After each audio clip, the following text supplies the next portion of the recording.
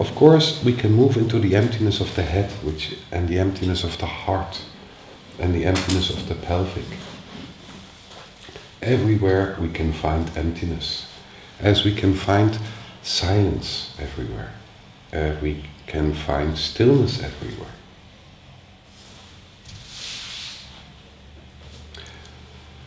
But if you really move to the depth of emptiness of the head,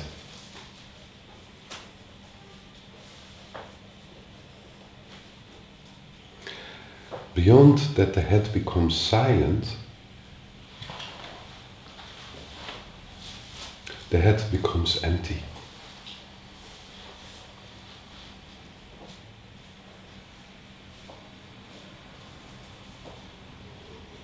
Empty space.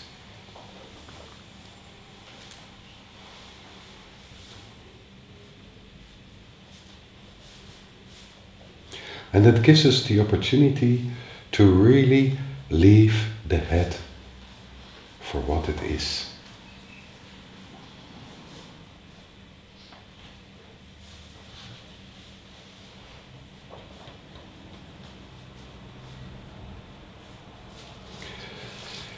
To move to the emptiness of the heart.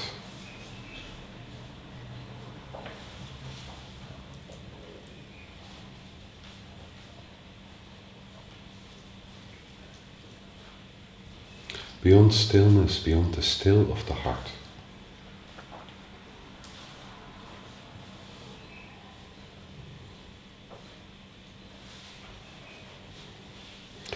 Beyond awareness, as we move beyond consciousness in the head.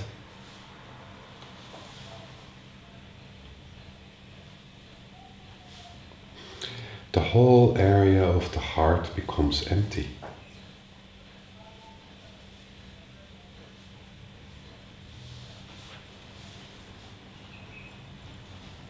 And we can drop out of the heart, drop out of awareness.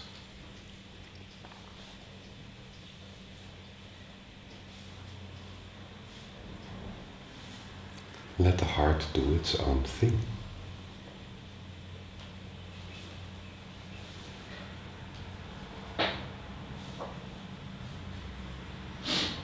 In a movement which moves us beyond being.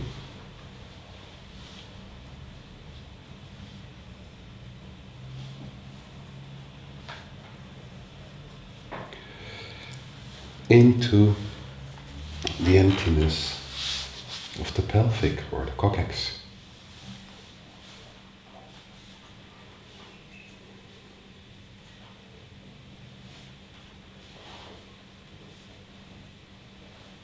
Into the here, as the movement from the head to the heart brings us into the now.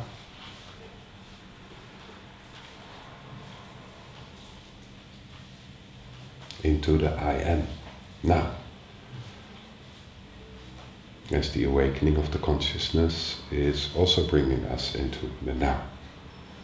So the here is something different. Here in itself is quite wonderful.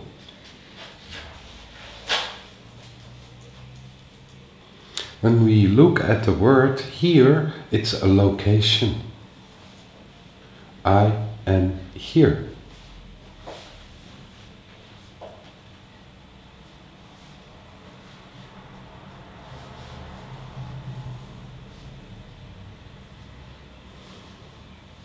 It's like an anchor. Right now, here is in this room, in Zichron Yaakov, among all of you, I'm here. So when we look to this location, there is non-separation, there is not a separation between this location and any other location.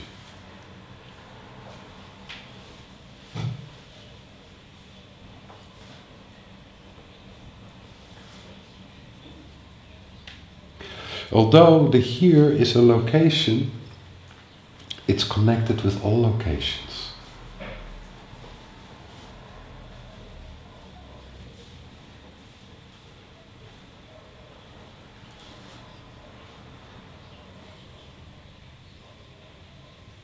So if you move very deeply into the here, you can perceive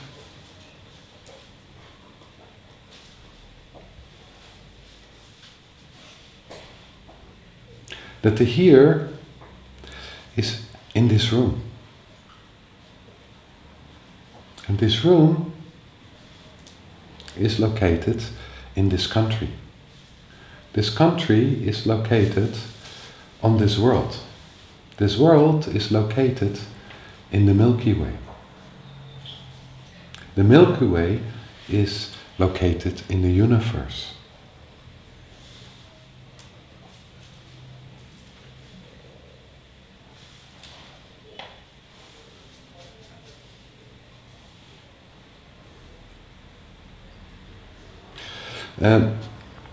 That sounds, and not only sounds, like a kind of expansion of perception of the here.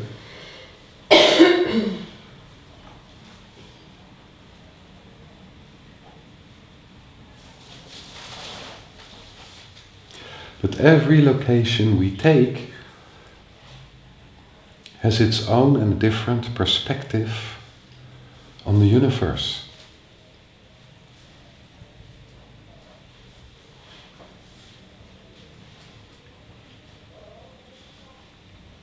And basically in the here we move in between these different perspectives or perceptions.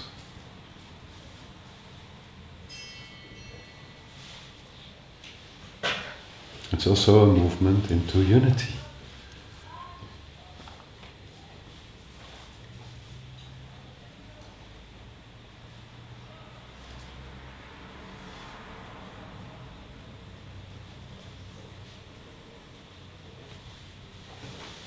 So basically, on different levels, we've been working with this through the courses till now.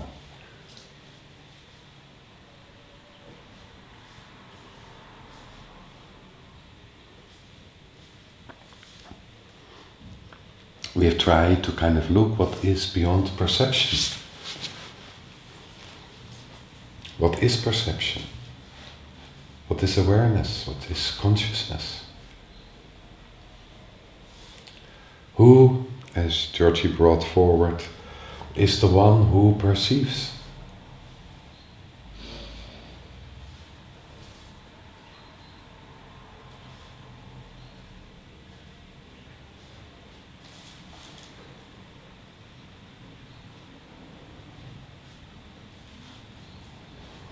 And are there areas where we don't perceive? When do we perceive? When are we conscious? When are we aware? And are there areas where we're not conscious, we're not aware?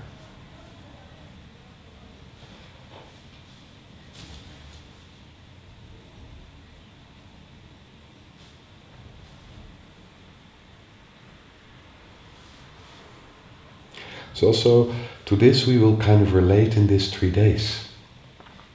What's beyond perception?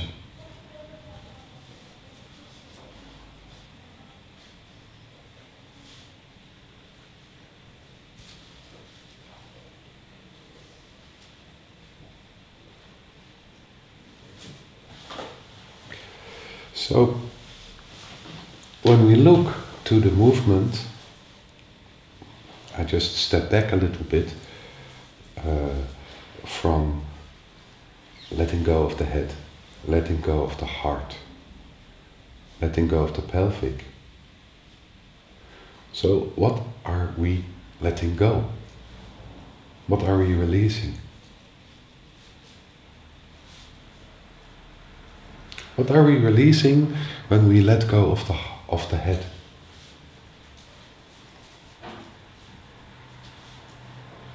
What's happening?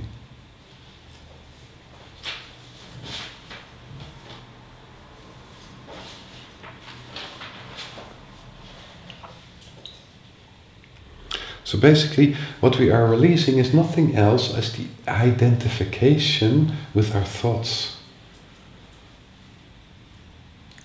The more you identify with your thoughts, the more difficult it's to let go of the head. Who are you when you let go of the head? There's nothing left. Nobody is there.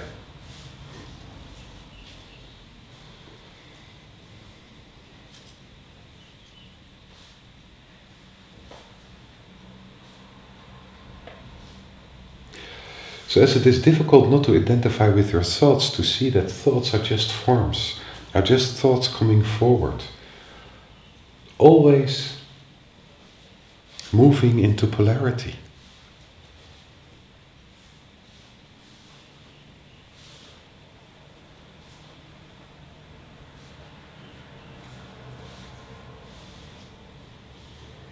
As the mind is a tool of polarity.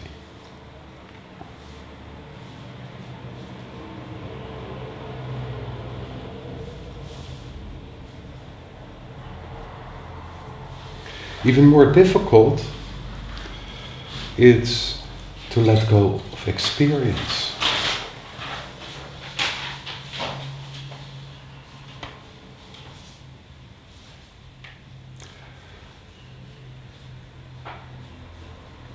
Not to identify with any experience. You are not what you experience. It's just an experience. It's a form.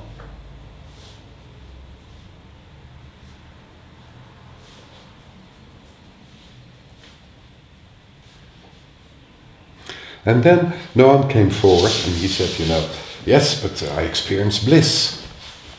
And I want to be bliss, I say it in my own words. Let's be bliss. Because bliss is great.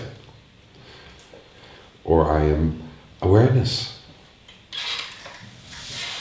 Pure awareness. Let's be awareness.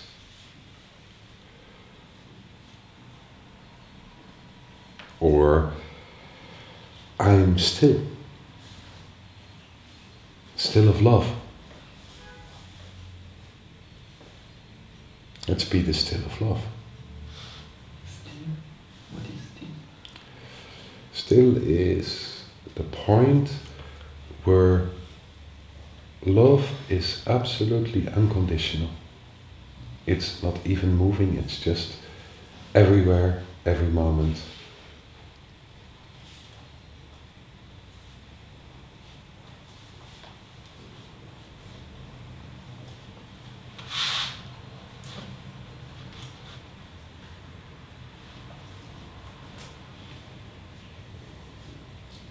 The still of love. It has no form, no identity. It's not your love, or not the love which comes to you.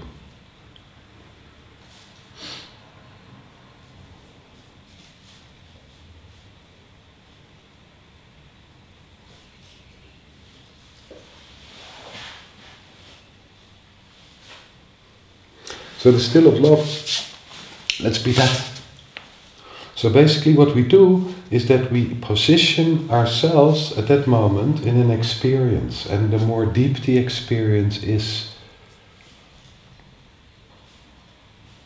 the more powerful this position seems to be.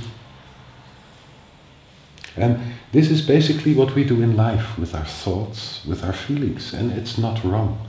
This is how we give form to ourselves. We love our children. So our children are becoming part of our lives in a way that we entangle with this love towards our children. This is defining us. We become a father, or we become a mother.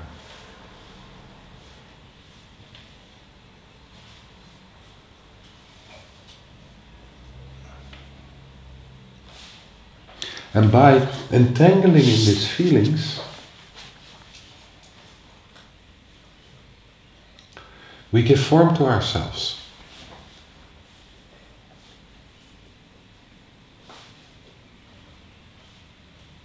By entangling to thoughts which are giving structure to our lives. To become a person, this is how I think things are, this is what I believe. we give structure to our lives.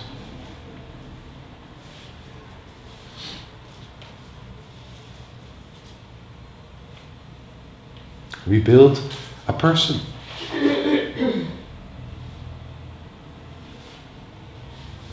And this is worthwhile. But then if we see how we entangle and how we identify with certain beliefs and thought structures, there's a tendency sometimes that they become absolute. It's not only the form which is coming forward in yourself, the form you give to yourself, but the form becomes a trap.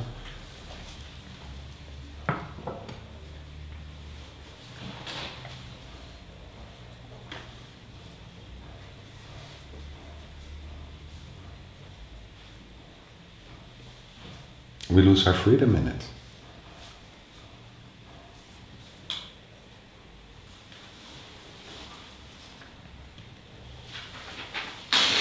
So it's really all about freedom. And freedom isn't an either-or situation to get free of our minds, to get free of our feelings, to get free of our being, to get free of our bodies. It's really not an either-or. The only possible freedom for us is freedom in our bodies, in our minds, in all the dimensions of being. Freedom in identification, to be able to say, I am a rock, right now.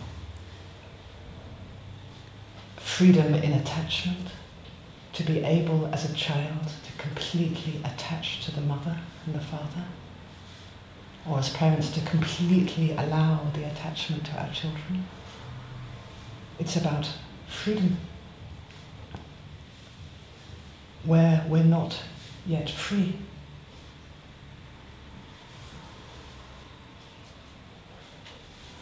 The nature of perception is that when we move to a position which is good for us in that moment, in that space, for example, silence, we move totally into silence.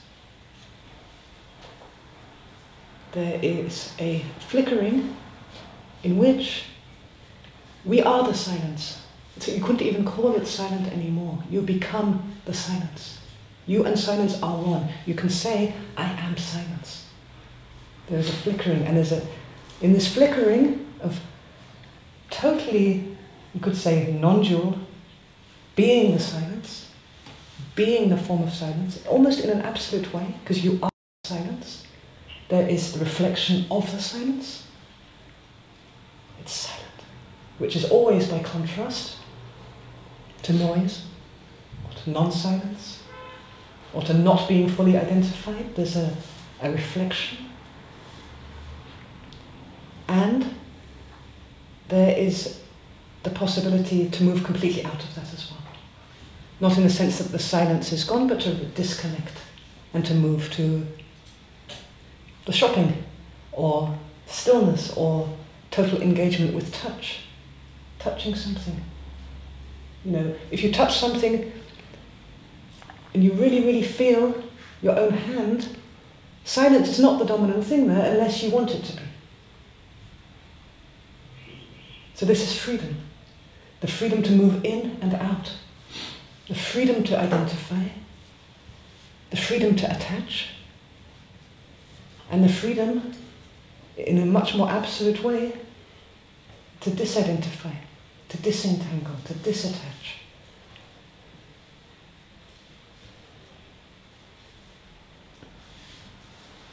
And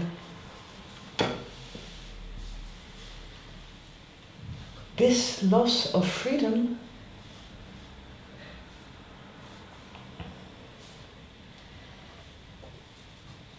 is happening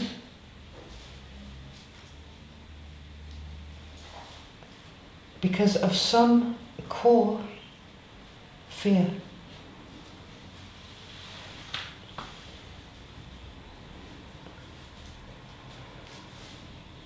Of some core fear. A fear which is really at the core of the human service or challenge, which involves exactly that, being and physical, and being a being, and being this incredible source of mind and intelligence. It's an and situation. This brings fear. It's a service. And brings fear? The and The and brings fear because nothing is absolute. So you're born as a baby and you move to this moment where you don't even move. You and your mother are one. Your mother is you and you are your mother. There isn't a separation. It's not there. You're utterly identified and attached. So much so you wouldn't even call it identified and attached.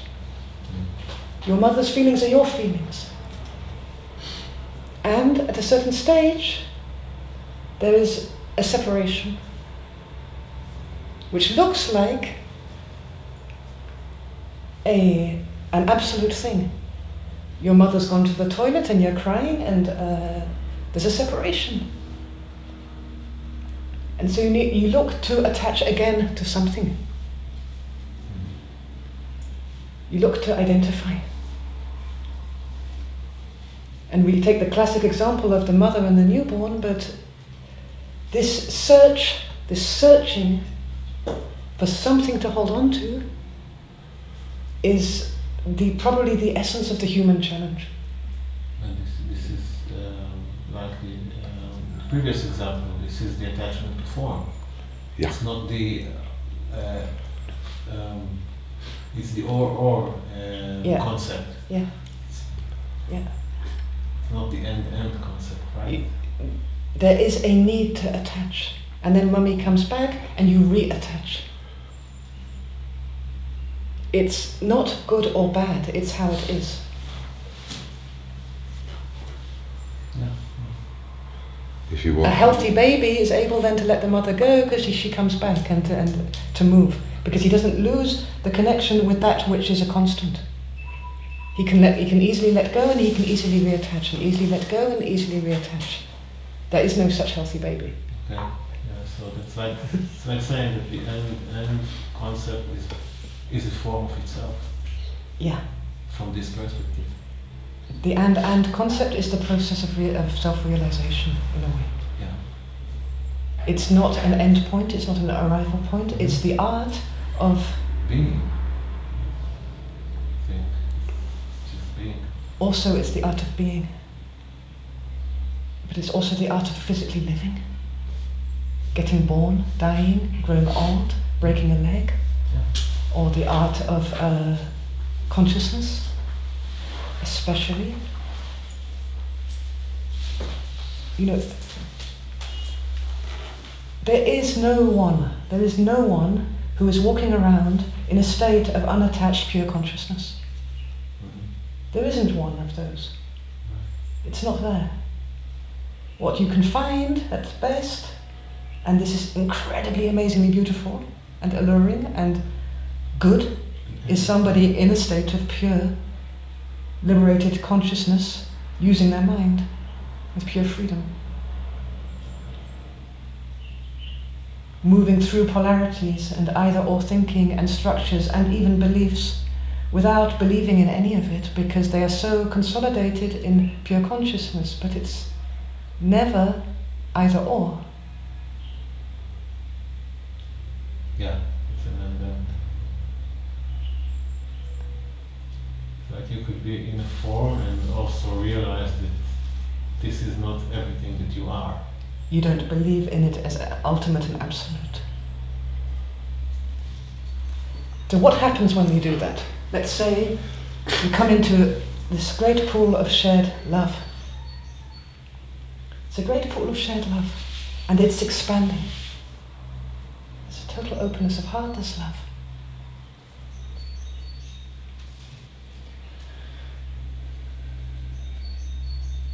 What normally we do, and we're conditioned to do, is to jump between the love and attachment.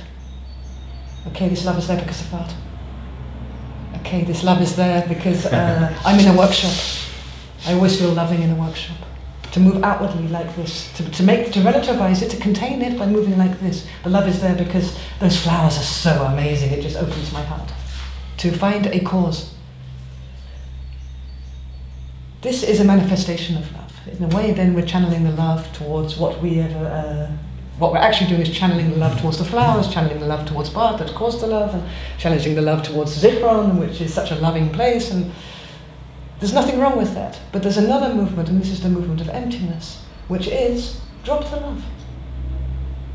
Drop it. Don't reject it. Move to the core behind that love, or within that love, which can totally allow the love in whatever form. Why not be the love? Why drop the love? Because in the being the love, being identical with the love, we anyway get thrown out. This is the nature of love, if you take the example of love. In being the love, you will meet the physical body. Try it. You'll meet pain, you'll meet suffering. It's absolutely okay to be the love. And this is basically when we really become one with the experience of love. We are the love. But then what's happening is that we want to stay there. It gets sticky. You mustn't have bad thoughts. You can't have non-loving thoughts if you're the love. You can't feel dislike. Things will start to disturb it. Georgi's in the way of the love. And then before we know, Georgi is there. That's a bad condition. Conditioning is coming in. And we actually find ourselves back on the place where we started in a slow or a quick process.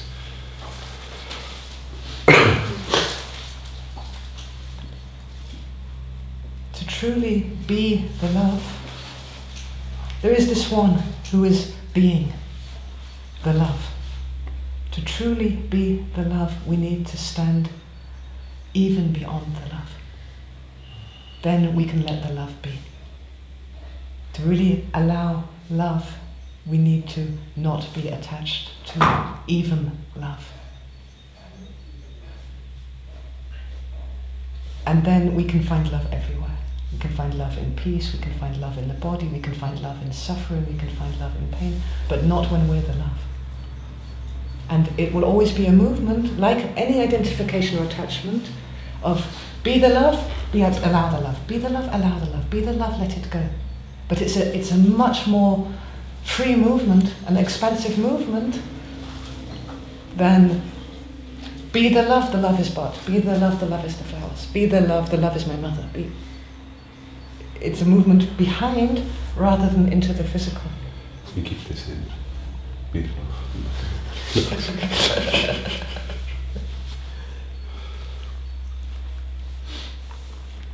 love. One movement shrinks our perception. It makes it small. It makes it exclusive and moves it very fast into conditions. We need these conditions to be the love. The other movement, to be behind even love, to be even able to let that go. Sometimes it takes a really nasty emotional shock to move beyond the love. But this is the kind of liberation we're looking for. This movement allows the love and allows the attachment. Both is in no way a problem. You can be the love and be attached, but you stay free. You stay free because the attachment doesn't anymore have to be there forever. It's not deciding anything on you. It's how it is. It's what's there right now. It doesn't have to be there in an hour's time. You know, and what we're moving towards is, and if we're talking about the level of being and attachment, which is the causing level of the level of identification, it's what gives cause to our thoughts and to our identifications. So what we're moving towards is the ability to be present with whatever is happening now, with no agenda, with whatever we're feeling. And just by being present with whatever we're feeling in the moment, not what we want to feel, not what we need to feel, just by being present with what we're feeling in the moment, a refining process begins. And it's not only loving.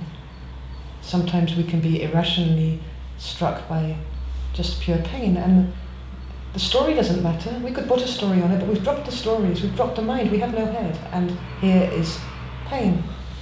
And all you can do is be present to it, because it is there.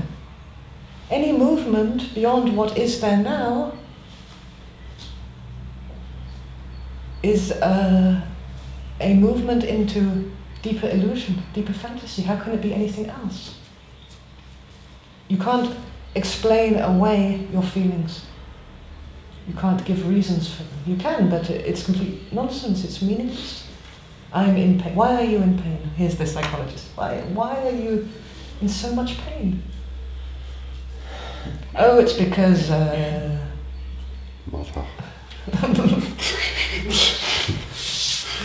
It's because of the dog and the neighbour and my wife, and this has got nothing to do with the feeling of the pain which is there.